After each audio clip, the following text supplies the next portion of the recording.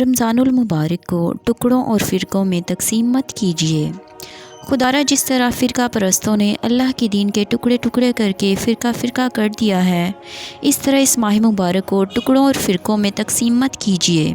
رمضان المبارک کا ہر دن رحمت، مغفرت اور جہنم سے آزادی اور حصول جنت کا ہے۔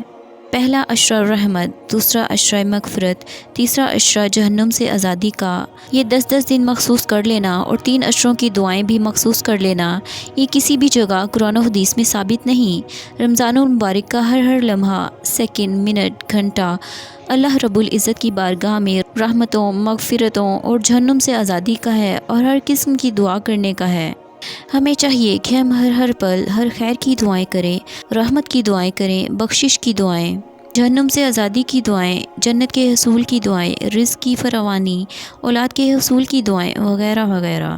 اللہ تعالیٰ سے ہم دعا گو ہیں کہ اللہ رب العزت ہمیں اس رمضان المبارک کے بابرکت مہینے سے بہت زیادہ فائدہ حاصل کرنے کی اور نیکیاں کمانے اور اپنے گناہوں کو بخشوانے کی توفیق عطا فرمائے۔